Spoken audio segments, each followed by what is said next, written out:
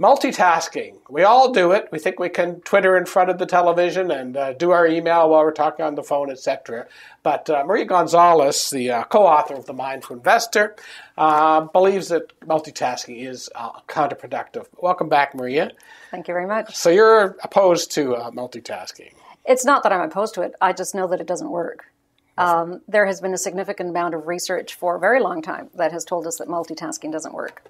In fact, most recently, Stanford has published reiterated results that, in fact, people that multitask tend to be the ones that are least competent, which is quite startling. What tends to happen is that the more you multitask, the less attention you pay to any one thing that you're working with. And typically what happens is that you forget, you start all over again. You make errors. Sometimes you make grave errors, like on the road when you're driving. Texting and driving? Yes. So here you think the laws are quite right. Yeah, absolutely. The other thing that that we have learned, not that recently, probably about a year and a half ago, was the Center for Creative Leadership did some excellent research talking about how long it takes for individuals to come back to the original task when they're interrupted at work. And they found that the average person is interrupted every 11 minutes. But what is more startling, and some people would say, well, that's not my job. I get interrupted way more than that. And let's just assume it is 11 minutes, and that is correct. What we do know, however, is that it takes that same individual 25 minutes to come back to the original task. And we talk about that in The Mindful Investor. And, I mean, just the implications of that. Think about it as either an investor, a business person, just an individual in terms of how one manages one's life. If it takes you 25 minutes to come back to the original task and you're interrupted every 11 minutes the entire day, it's no surprise that people will talk about the fact that they've worked hard all day and have accomplished very little. So it's all about mindfulness, because true mindfulness is actually single tasking. It is doing one task at a time. However, you can work on many projects in a given time. So you could work on 6 projects in a given day. However, at any one moment, you're just working on one task. So there's a misconception that no one can afford not to multitask because we have so much to do. That's actually quite erroneous. You can work on multiple projects, just not in the same moment. So to take it back to the investors and a market crash like in 2008, the one term you use is throughout the book is equanimity. What do you mean by that term, and how does an investor apply that to?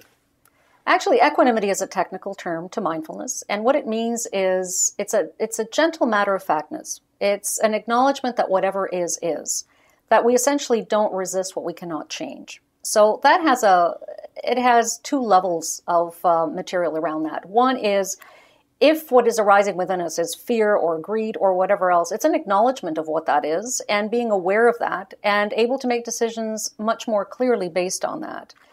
When you're able to make decisions from a calm place, what happens is that externally, you're then able to decide, will I change the world? Will I change my portfolio? Or will I do nothing? So that internal equanimity, that not resisting what is arising, surrendering to what is arising within ourselves, enables us to actually make the proper decisions externally. Now, you also describe 5 hindrances to success. Right.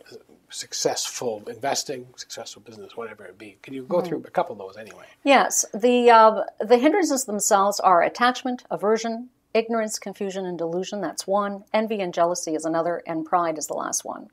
Attachment is a very common one. And I must preface that by saying that we all experience these hindrances at some time or other to one degree or another. The issue is that when they become endemic in the way in which we operate, that they really do hinder our success. And I'll explain why. Attachment being an example.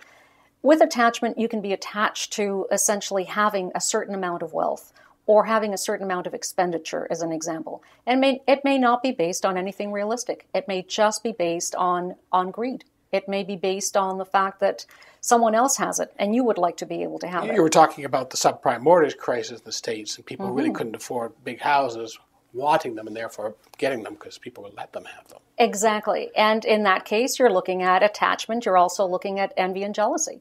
And so this sense that one needs to keep up with others, not based on the reality or the fact of one's own economic position, would be an example of how hindrances hold you back. Because then you make decisions based on that. You know, we're at the end of the session, and I wanted to get into a mission statement and this whole idea of setting a goal. So I think we'll do that in a third session. Thank you very much, Maria Gonzalez of The Mindful Investor. Thank you for having me.